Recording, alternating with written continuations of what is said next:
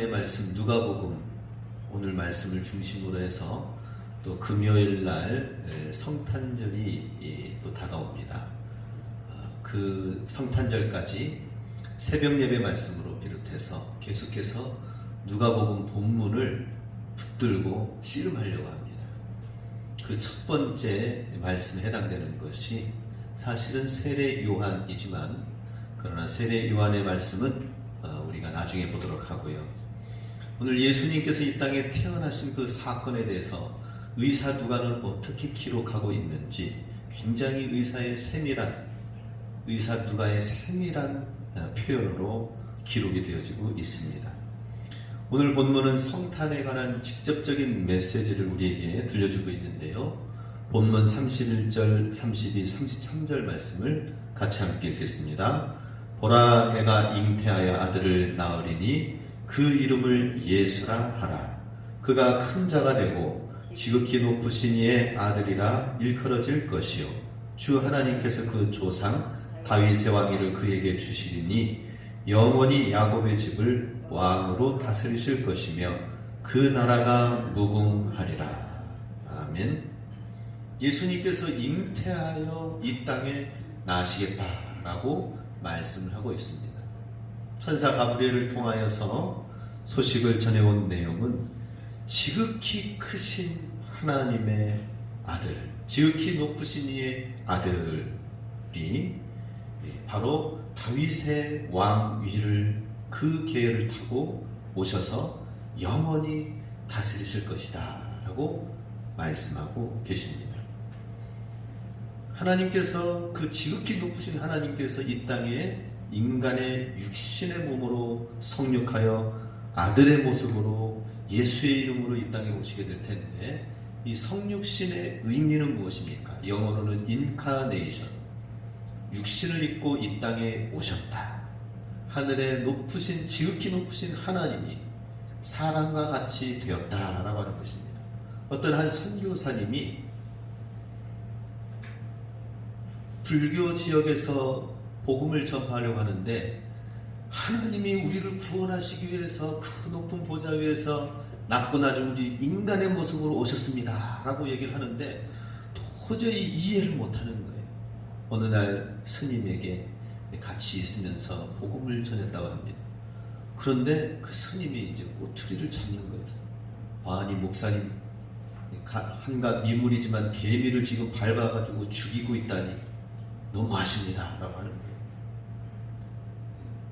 목사님은 나중에 윤회에서 환생하게 된다면 개미로 다시 태어나야 그 사정을 알 것입니다 라고 하는 거예요. 그래서 목사님이 당황해가지고 근데 순간 지혜로 맞습니다. 개미의 사정을 알려면은 개미로 환생해서 개미로 태어나야 개미의 사정을 아는 것처럼 바로 하나님께서 인간이 개미가 되어진 것처럼 신이신 하나님이 우리를 구원하시기 위해서 인간으로 오셨다라고 하는 사실을 이제 설명한 그런 얘기가 있다고 합니다. 성육신의 의미는 무엇입니까? 첫 번째로 구원의 하나님이신 것을 보여주고 있습니다. 성육신 하였다라고 하는 것은 칼바르트 신학자가 이렇게 얘기했답니다. 성탄, 예수님이 육신을 입고 이 땅에 오신 것은 이 세상에 있는 것을 깨트리고 오신 것이다 라고 하는 거예요. 무엇을 깨트리고 대기권을 깨트리고 오셨습니까? 무엇을 깨트리고 오셨습니까? 바로 영접하지 아니한 우리의 심령, 굳게 닫혀져 있는 우리의 마음, 하나님이 만드셨지만은 창조주 하나님을 알지 못하는 그러한 닫혀져 있는 어두움을 깨트리시고 빛으로 오셨다라고 해서 인브레이킹, 깨트리고 굳게 닫힌 문을 깨트리고 오신 사건이다 라고 하는 것입니다. 우리가 세상 가운데에서 세상에 기웃거릴 필요가 없습니다. 세상 물질과 세상 여러 가지 즐거움에 어물쩡거리고 있는 우리 삶에 주님은 단도직입적으로 찾아오셔서 문을 두드리고 있는 것입니다. 문을 열라고, 내가 그 삶에, 나의 삶에 들어오시겠다라고 직접 찾아오신 사건이다라고 하는 것입니다. 모든 종교는 자기가 수련하고 수양하고 돌을 닦아가지고 위로 올라가려고 합니다. 그 하늘에 미치지 못하죠. 그런데 우리 기독교, 하나님을 믿는 우리의 신앙은 하나님이 직접 찾아오신 사건이다 하는 것입니다. 그래서 하나님은 너무나도 좋으신 구원의 하나님이 된다는 것이죠. 두 번째로 성육신의 사건의 의미는 사랑의 하나님을 말씀하고 계십니다. 사랑의 하나님께서 인간의 옷을 입고 인간의 문화로 옷을 입고 오셨다라고 하는 것입니다. 하나님께서 옷을 입고 오셨어요. 인간의 문화 속에 들어오셨습니다. 한 가정에 다 어른들만 있고 그럴 때에 어떻습니까? 서로 식사 진지잡수세요. 식사하셨습니까? 하면서 말하다가 그 가정에 아기가 태어나면 어떻게 됩니까? 그러면은 아기의 언어를 사용하죠. 맘마 먹자, 엄마 맘마 하면서 어부빠 하면서 언어가 달라집니다. 그죠? 아기에게 맞춰서 갓난 아기에게 진지 먹도록 말해야지, 식사하자 이렇게 하지 않잖아요. 그죠? 맘마 하면서 그렇습니다.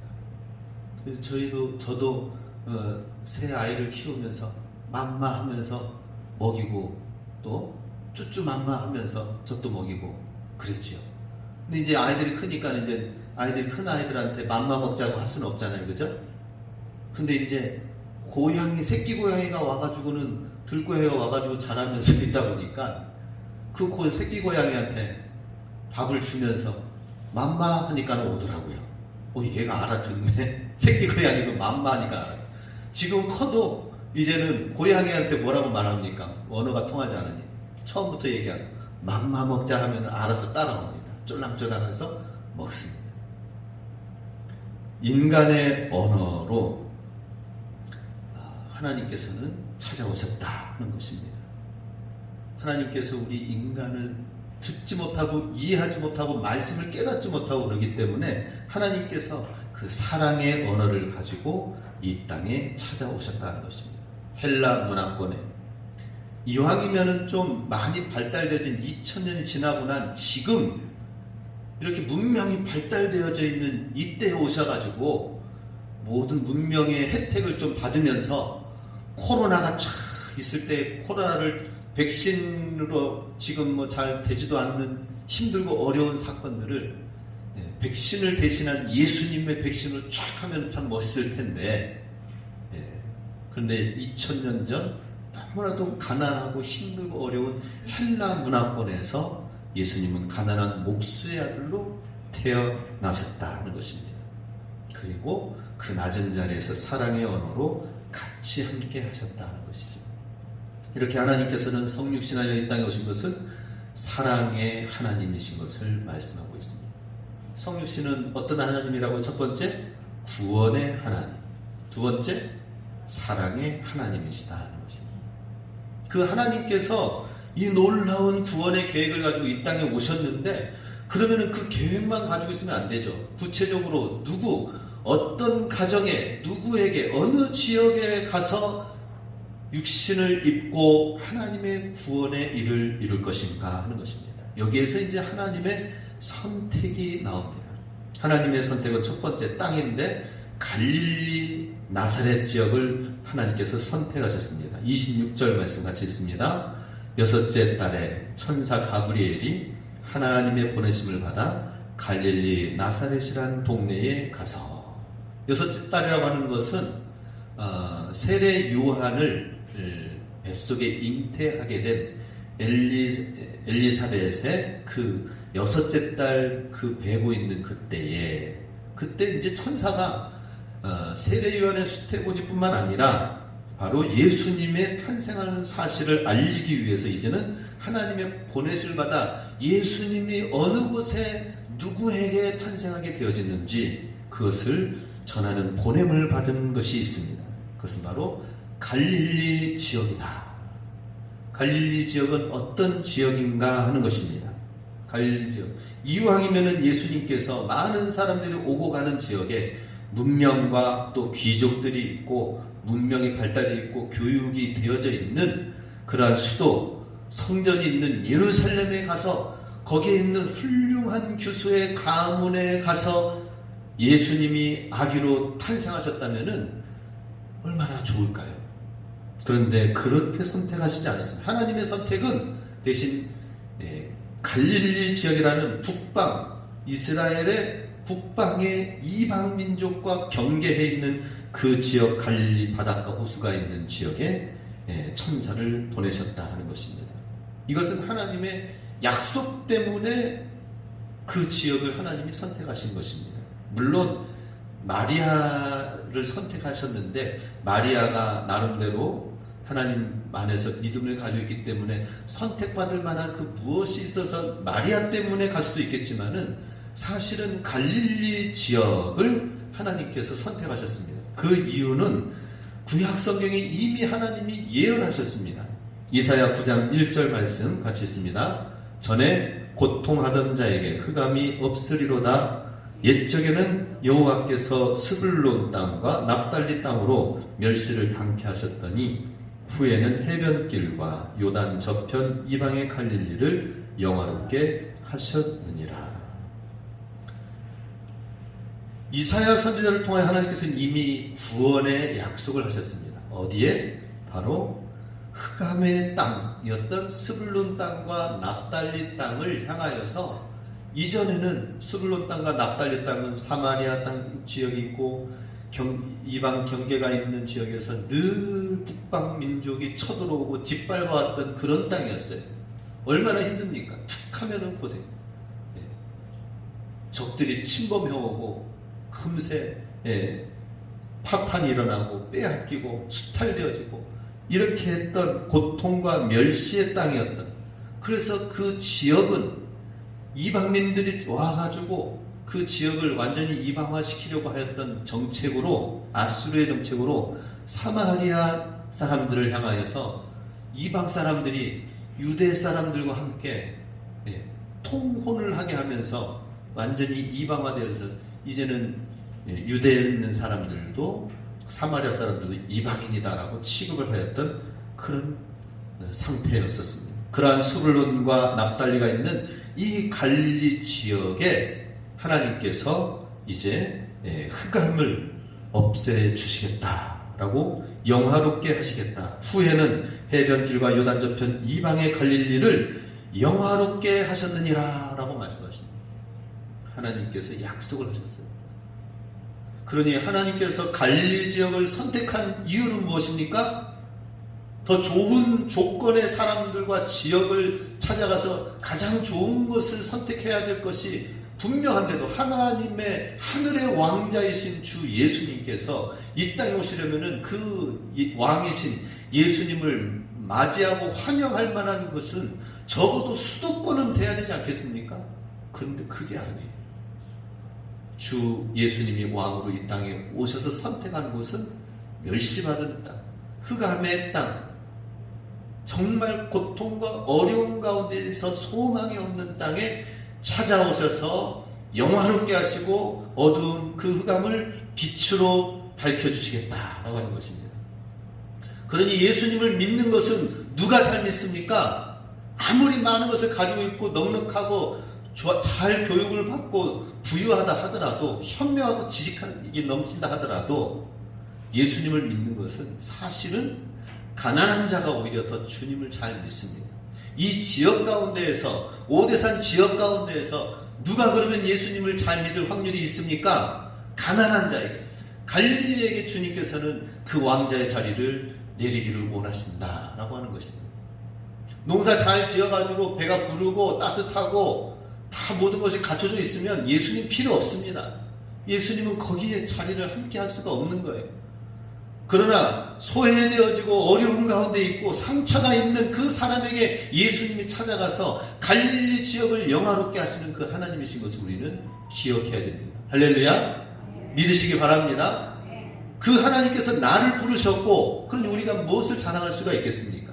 자랑할 거 없습니다. 대신 하나님의 영화로운 영광이 임한 것으로 인하여 우리는 감사 감격하며 다시 하나님께 어떻게 영광을 돌릴 것인가, 이 삶으로 우리가 나가야 되겠죠.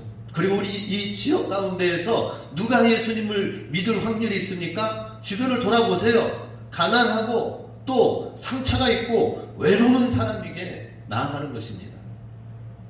우리 교회 가운데에는 제가 얘기 듣기로는 나오라 나오라 하면서 전도할 때는 사실 나오지 않으시다가 정말 힘들고 외롭고, 그래서 자발적으로 나 교회 나가야 되겠네 하신 분들이 여러분 계신 것을 얘기를 들었습니다. 예수님께서는 그러한 자를 위해서 오신 것입니다. 그러니 갈릴리 지역을 하나님께서는 선택하셔서 그 지역에서 예수님이 기적을 행하시고 갈릴리 호숫가에서 제자들을 부르시고 하나님의 놀라운 구원의 복음의 요람이 그곳에서 나오게 됐다 하는 것입니다. 우리 이 지역도 하나님께서 특별히 선택하신 하나님의 축복의 땅인 것을 믿으시기 바랍니다. 주님을 믿지 않고 주님을 알지 못하는 수많은 우상 숭배자들과 많은 죄악의 사람들이 주님께로 돌아가야 한다는 것입니다. 하나님은 하나님의 약속하신 대로 하시기 때문에 그 약속을 이루시는 분이십니다. 우리는 하나님의 약속을 붙잡으면 된다는 것이죠. 이사야 55장 11절 말씀이 있습니다. 내 입에서 나가는 말도 헛되이 내게로 돌아오지 아니하고 나의 뜻을 이루며 나의 명하여 보낸 일에 형통하리라. 고린도후서 1장 20절 있습니다. 하나님의 약속은 얼마든지 그리스도 안에서 예가 되니 그런즉 그로 말미암아 우리가 아멘하여 하나님께 영광을 돌리게 되느니라. 아멘. 하나님의 약속은 그 약속대로 그대로 되어집니다. 그리고 우리는 그것을 믿으면은 작고 연약하고 부족하지만 하나님의 약속을 믿으면은 그대로 되어진다는 사실을 알고 우리는 약속에 하나님 말씀에 예 아멘 하여 하나님께 영광 돌리라고 했습니다. 예배 시간마다 하나님께 아멘 하여 영광 돌리시기 바랍니다. 우리가 할 수 있는 게 무엇입니까? 하나님 말씀에 예 하면 되는 것입니다. 아멘 하면 되는 것입니다. 그러면 그 약속대로 말씀대로 되어진다고 하는 것입니다. 우리는 그것을 믿으면서 나아가면 된다는 사실을 갈릴리 지역에 찾아오신 예수님을 보고 알 수가 있습니다. 두 번째로 예수님께서 선택하신 갈릴리 지역에 또 나사렛 지역을 하나님께서 선택하셨습니다. 우리가 이제 소위 말해서 강원도 지역을 하나님께서 선택하셨다. 대한민국에 어딜 갈까 하나님이 고민하고 계획하다가 수많은 지역에 강원도를 가야 되겠다고 한다면 그것은 갈릴리 지역에 해당되고요. 갈릴리 그 지역 가운데서도 저기 산골로 올라가면은 거기에 산골 그 산 사면이 산으로 둘러싸여 있는 곳이 나사렛 지역이다라고 하는 것입니다. 저는 성경 말씀을 보면은 어떻게 보면 참 우리 오대산 이 지역이 굉장히 성경과 유사한 지역인 것을 많이 보게 됩니다. 강원도 일대에서도 이 오대산 산골이 여기잖아요. 산골. 그죠? 사면으로 산으로 둘러싸여져 있잖아요. 이곳이 나사렛 지역과 비슷합니다. 나사렛 지역은 100여 명이 좀 넘게 사는 마을에 불과한 산골 마을이에요. 길이 옆으로 나 있기 때문에 그 군사 도로가 나 있는 해안 도로가 있고 왕의 도로가 나여져 있는 그 옆길에 가짓길로 되어 있기 때문에 가끔씩 지나가는 길목이에요. 성지순례 영상을 보면은 저는 성지순례 가보지 못했지만은 영상을 대신해서 저는 다녀왔다는 마음을 가지고 영상을 봅니다. 그러면은 거기에는 그 박사님이 쫙 설명하면서 걷는데 그 갈릴리 호숫가 그 데카폴리 10개의 도시가 있는 그 지역에서 나사렛까지 오기는 한 수십 킬로 떨어져 있습니다. 거기까지 오는 길은 산길이에요. 산길. 작은 오솔길에 산길, 돌길, 돌산을 올라가고 해가지고 가는 거예요. 그 가는 그 길목에는 예수님의 가시 면류관 그 가시 찔레꽃 같은 가시나무들이 옆에 있기 때문에 찢기고 상하는 부분들이 있어서 조심해야 될 산길이 있습니다. 그러한 곳에 그 산골에 있는 것이 나사렛이다라고 하는 것입니다. 그럼 왜 하나님께서 많고 많은 갈릴리 지역에서도 더 깊숙이 들어간 나사렛 지역에 살고 있는 그곳에 고향으로 두고 있는 마리아와 요셉을 찾아갔느냐라고 하는 것입니다. 나사렛이라는 말은 성경에 또 기록되어 있어요. 이사야 11장 1절 말씀 같이 있습니다. 이새의 줄기에서 한 싹이 나며 그 뿌리에서 한 가지가 나서 결실할 것이요. 아니, 이게 무슨 나사렛과 무슨 연관이 있습니까? 라고 할 수가 있을 것입니다. 그런데 여기에서 이새의 줄기라고 하는 하나의 나무를 표현하고 있습니다. 이새라는 그 뿌리에서의 줄기에서 싹이 나는데, 이새라는 것은 다윗의 아버지죠. 다윗의 아버지 이새 다윗의 가문에서 싹이 나서 쭉 그 뿌리에서 한 가지가 나올 것인데, 거기에서 메시아가 결실하여 날 것이다. 왕이 그 가문의 그 나뭇가지에서, 그 뿌리에서 날 것이다 라고 하는 것입니다. 여기서 이 나뭇가지, 한 가지가 나서라고 하는, 여기가 나뭇가지를 히브리어로 넷제르라고 합니다. 넷제르란 말이 나사렛 말과 같은 의미, 같은 말로 사용되어지고 있습니다. 그 나사렛이라는 말은 넷제르, 나뭇가지라는 말이에요. 동네 이름이 넷제르. 그러니 이사야 11장 1절 말씀, 성경을 자세히 보면 나와 있는 거죠. 그죠? 예수님께서 어느 지역에 어디에서 나실 것인가, 이새의 한 나무 뿌리에서 나오게 될 것인데, 한 가지가 있는데 거기에서 결실하여 열매를 맺힐 것이다 라고 하는 것입니다. 그 결실 장소가 나뭇가지라고 하는데, 넷제르라고 하는 바로 나사렛 동네다라고 하는 것이죠. 참 신기하죠, 그죠? 그러니 이 나뭇가지라는 의미라는 것은 무엇입니까? 새로운 음이 튼 곳이다. 새로운 싹이 난 곳이다. 전혀 예상하지 못했던 곳에서, 예상하거나 기대하지 못했던 곳에서 새로운 새싹이 돋아났다라고 하는 그런 의미가 있습니다. 사람의 인습과 관습, 그 어떤 굳어져 있는 그런 것이 아니라 바로 작고 미약하지만 전혀 예상하지 못했던 그곳에서 났다라는 것이죠. 정말 100여 명밖에 안 되는 작은 산골 마을에서 생각지도 못한 그곳에 예수님의 수태고지 마리아에게 찾아갔다라고 하는 것입니다. 그리고 그곳에서 예수님은 잠시 그 약속의 성경 말씀대로 태어나고자 하는 베들레헴에서 태어나시고 다시 나사렛 고향에 돌아와서 성장하게 된 것을 보게 됩니다. 사사시대의 기드온도 그랬어요. 기드온도 미디안 적군들이 막 쳐들어왔을 때에 기드온 용사 300명하고 같이 대적해가지고 300명으로 수만 명을 대적하여서 쳐부숴서 승리했던 용사로 우리는 기억하고 있지만, 맨 처음에 하나님께서 기드온을 부르시는 그때에는 포도주 틀이 있습니다. 오늘날로 말하는 우리나라에게는 방앗간이죠. 우리는 쌀을 이제 농사로 지어가지고 방아를 지으니까 방앗간이 되겠습니다. 그런데 이스라엘은 포도를 이제 그 수확하기 때문에 포도즙 틀을 짜는 것이 방앗간에 해당되는 것이죠. 그러니 미디안 적군이 쳐들어올 때에 기드온은 이미 용사가 되어져 있었던 것이 아니라 숨어 있었습니다. 포도주 그 기계 그 사이 틈바구니 그 속에 들어가서 발견되면 난 죽는다고 두려워하고 아주 소심했던 그 사람인데, 하나님께서 말씀하십니다. 큰 용사여 여호와께서 너와 함께 하시도다. 이 말씀을 들려주시면서 일어나라고 했을 때, 그 부르심 앞에 나아가면서 믿음으로 나아갔을 때 300 용사가 된 것을 보게 됩니다. 하나님께서 이렇게 작은 자, 숨어있는 자, 나뭇가지와 같이 새싹과 같이 정말 보잘것없는, 예상하지 못했던 거기에서 하나님의 구원의 역사는 일어난다라고 하는 것입니다. 그러니 우리는 어떻게 생각해야 됩니까? 나 같은 건 안 돼.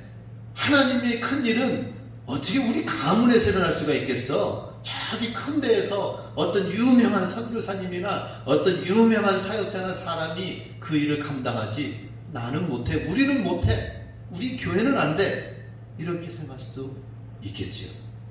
그러나 그것은 하나님을 모르는 것입니다. 하나님의 놀라운 역사는 넷제르, 나사렛, 이 나뭇가지 하나, 예상하지 못했던 작은 미디안 소심했던 한 사람을 향하여 찾아가서 주님의 놀라운 역사는 많은 거 필요 없다. 수천 명 온 것도 다 돌아가라. 300명만 가지고 주님께서 사용하셔서 역사하시는 것을 보게 됩니다. 하나님께서는 바로 이와 같이 하나님의 크고 놀라운 역사가, 하나님의 선택은 세상 기준과는 다르다 하는 것입니다. 그 우리 성도님들, 부족하거나 배우지 못했다거나 연약하거나 건강이 여의치 않다거나 이렇다고 해서 전혀 하나님이 나는 사용하지 못할 거야. 나는 하나님의 큰 일을 하는 건 다른 사람이 따로 있어? 아니요. 오히려 그 연약한 걸 통하여서 하나님의 강함을 나타내고 하나님께서 이러한 상황 가운데서도 하나님이 일하시는구나. 이러한 상황 가운데서도 하나님을 향한 놀라운 믿음으로 해나가는구나. 다 우리 아시잖아요. 다니엘 기도의 간증자는 다 누구예요? 다 이렇게 보잘것없고 무너지고 부도나고 건강이 없었던 사람들 가운데 믿음을 가지고 하나님을 향하여 나간 자들을 주님이 크게 사용하신 것을 보게 됩니다. 하나님의 놀라운 역사를 믿으시기 바랍니다. 나사렛에 선택하신 하나님의 놀라운 섭리를 믿으시기 바랍니다. 이제 하나님이 선택하신 것은 이제 사람을 누구를 선택하느냐 하는 것입니다. 그것은 바로 처녀 마리아를 선택하셨다 하는 것입니다. 27절 같이 읽습니다. 다윗의 자손 요셉이라는 사람과 약혼한 처녀에게 이르니 그 처녀의 이름은 누구? 마리아라. 아니 제사장 가운데서도 훌륭한 수많은 선지자도 있을 것이고 그때 당시에 그죠? 세례 요한과 같이 훌륭한 선지자도 있을 것이고 또 혹은 제사장 계열 가운데에서 성전에서 정말 사무엘처럼 하나님만 바라보며 나아가는 하나님만 섬기며 주의 일을 감당하는 사람들도 있을 텐데 아니 하필이면은 정말 목수의 가문 가운데 있는 요셉 하찮은 시골 일에 농사를 짓고 있는 사람의 정혼한 대상이 된 마리아를 선택한 이유는 무엇이냐 하는 것입니다. 하나님께서는 하나님의 조건을 다 모든 것을 무에서 유로 창조하시는 하나님이시기 때문에 인간의 생각과 기준과는 완전히 다르다는 것을 보게 됩니다. 하나님께서는 가장 귀한 조건을 하나 보셨는데 마리아에게 있어서는 순종하는 것을 보았습니다. 순종. 마리아는 순종. 하나님이 선택하신 것은 순종이에요. 왜냐? 하나님께서 정말 제가 지금 보더라도 너무나도 지혜롭다. 왜냐? 아주 훌륭한 가문 가운데에서 지금 정혼한 가운데 있다면 어떻게 되겠습니까? 정혼이라는 이스라엘 가운데 정혼이라는 것은 우리나라의 약혼에 해당되는 것인데 우리나라의 약혼은 그냥 언제 이제 결혼할 것을 이제 집안 간에 서로 인사 나누고 약속하는 시간들이잖아요. 그죠? 근데 이스라엘의 정혼, 약혼에 해당되는 이것은 결혼식을 1년 앞두고 그 1년 전에 정혼을 합니다. 그리고 거기에서 이제 생활하면서 같이 각자 부모님 집에서 살지만은 1년 뒤에는 우리 결혼을 합니다. 그리고 이제 신부 집에다가 여러 가지 폐물과 또 여러 가지 예물들을 갖다 드립니다. 그래서 1년 동안 있는 것은 1년 동안에 정혼한 기간 동안에 순결한 것을 보겠다라고 하는 거예요. 그죠? 예. 결혼해가지고 2, 3개월 뒤에 약혼해가지고 2, 3개월 뒤에 결혼하면은 누구 아이냐 누구 자식이냐 알 수가 없는 거예요. 어떤 상황에서는. 그죠? 그런데 1년이라는 기간을 이 이스라엘에서 둔 것은 1년 동안 아기를 갖지 아니하고 정결한 가운데에서 그 다음에 이제 두 남녀가 함께 가지면서 결혼을 하여서 정말 정결한 가문을 만들어 나가겠다라고 하는 그런 의미의 1년의 시간이 있는데 그런데 왕의 가문, 명문 가문에서 이런 일이 있게 된다면 그냥 쫓겨나게 될 거예요. 그죠? 쫓겨나게 되고 아기를 낳게 되면 숨길 수도 없는 상황이고 그런데 지금 가난한 이 마리아와 요셉의 집에 이 잉태의 사실이 있게 되어지니까 요셉은 그걸 숨겨가지고 그래서 숨기면서 그 집안에 머물러 있게 하고 그러면서 이제 베들레헴에 출산할 때쯤 돼서 아직 결혼식도 안 했는데 정혼한 그 9개월, 10개월째 되는 그때에 이제 베들레헴에서 아기를 낳게 되는 모든 일에는 하나님의 특별한 간섭과 섭리가 있는 것을 보게 됩니다. 그런데 이런 모든 조건 가운데에서 하나님이 한 가지 보신 것은 무엇이냐면 마리아의 순종과 믿음을 보셨다라고 하는 것입니다. 어떤 마리아가 능력이 있고 교육을 받고 어떤 수많은 지위가 되어졌기 때문이 아니라는 것입니다. 전혀 마리아 가운데에 하나님의 말씀을 순종하여서 이 독생 성자 예수 그리스도로 온전히 나올 수 있는가 하는 것입니다. 마리아, 우리 38절 말씀 같이 함께 읽겠습니다. 마리아가 이르되 주의 여종이오니 말씀대로 내게 이루어지이다 하매 천사가 떠나가니라. 사실 인간적인 계산을 한다면 아유 하나님 천사 가브리엘이시여, 나는 그거 원치 않습니다. 이러다가 중간에 아기가 잉태되었다고 한다면 그때 당시에는 약혼 정혼하고 나서 이러한 일이 생기면은 집에서 쫓겨나게 되고 간음죄로 해서 사형에 처해지는 일이 되어지게 됩니다. 그래서 예수님 사역하실 때 가늠한 여인을 돌로 치라고 하면서 사람들이 데리고 왔었지요. 그때 유대인의 율법은 굉장히 엄격하게 적용되어 있습니다. 마리아의 입장에서는 지금 목숨과도 같은 상황이에요. 그런데 지금 무엇이라고 말씀하십니까? 주의 여종, 주님의 계집종, 주님의 노예이오니.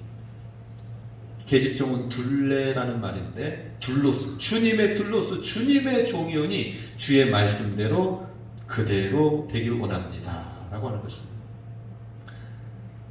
그런데 이 말씀이 이때만 있었던 것이 아니라 나중에 마리아는 정말 순종하는 모습인 것을 보게 됩니다. 예수님께서 첫 번째 기적을 행하실 때에도 예수님께서 첫 번째 기적을 행하실 때 뭐라고 했습니까? 그 물을 옮기고 싣고 하는 그 예수님의 말씀에 그 결혼식 하는 그 종들에게 얘기했죠. 예수님이 너희들에게 무슨 말씀을 하시는지 그대로 하라라고 하셨어요. 그래서 첫 번째 기적이 일어나게 되었습니다. 그대로 순종하라라고 종들에게 일렀어요. 포도주 즙에 포도주가 부족했는데 그 물을 담아가지고는 떠서 연회장에게 갖다 주라고 하니까 근준이가 물 떠가지고 우리 김홍철 지사님한테 바로 아주 그냥 물 떠서 갖다 주네요. 포도주가 되면 안 되는데 그대로 떠가지고는 갖다 주라고 했을 때 이거는 정말 세상 사람들 볼 때 미친 짓이에요. 물을 담아가지고 포도즙에서 떠가지고는 연회장에게 이 포도주 맛을 보십시오 하고 갖다 줄 때는 이 종들은 큰일 날 문제입니다. 내가 책임질 테니까 예수님이 하신 대로 그대로 하라고 마리아는 순종하는 것을 통하여 첫 번째 기적이 일어나는 것을 보게 됩니다.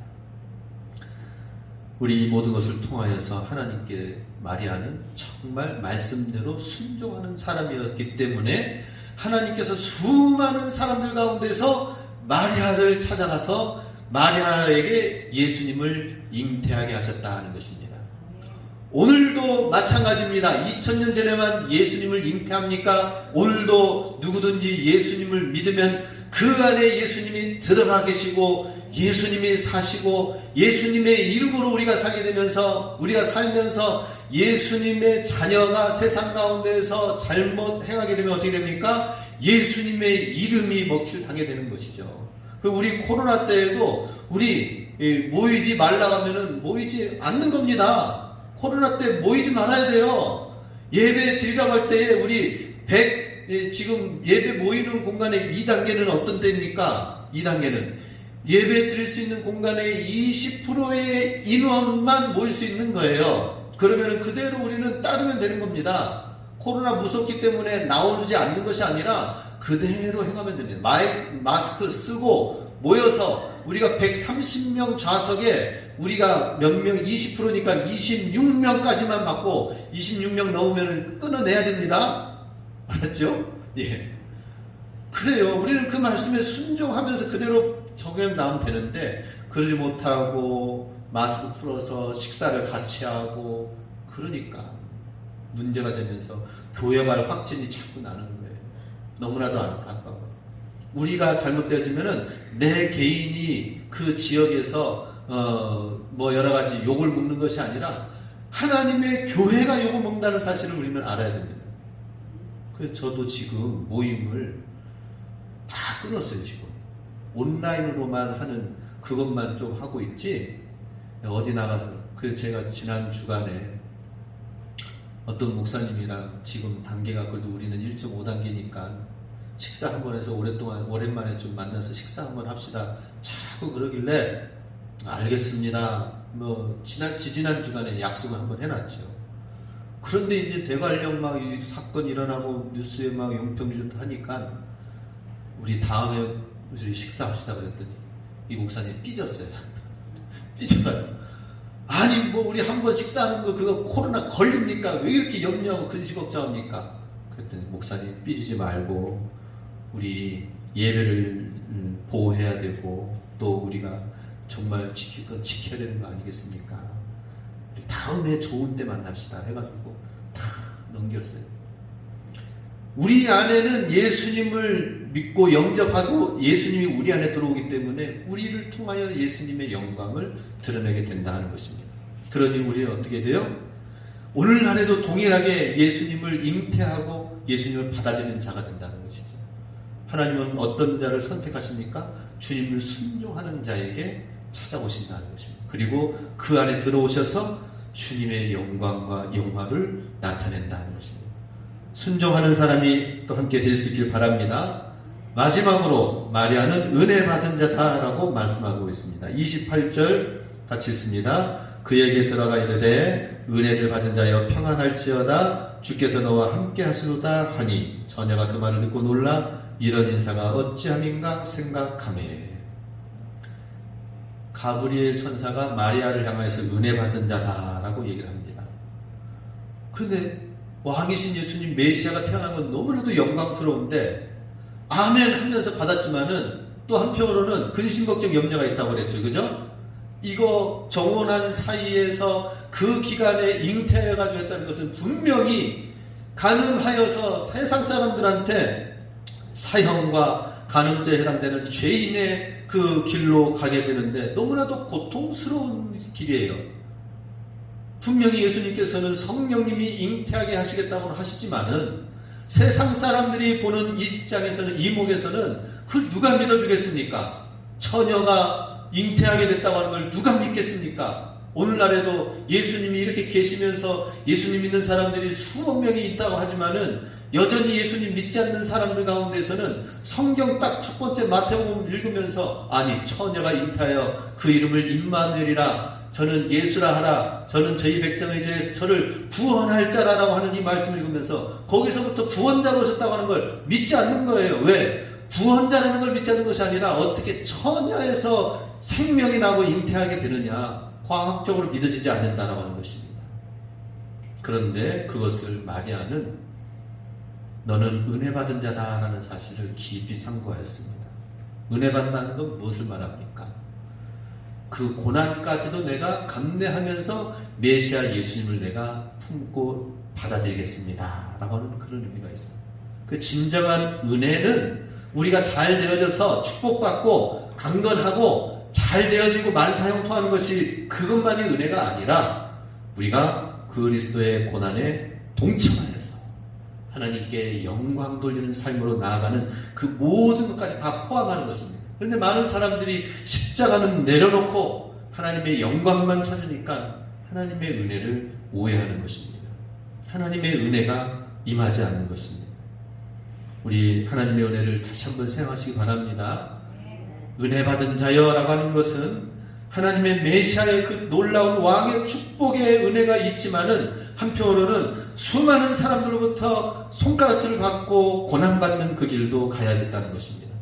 그 순간뿐입니까? 이 왕이신 예수님이기 때문에 예수님께서 장차 공생의 길로 가게 될 때에는 그 장성한 아들을 떠나보내야 됐어요.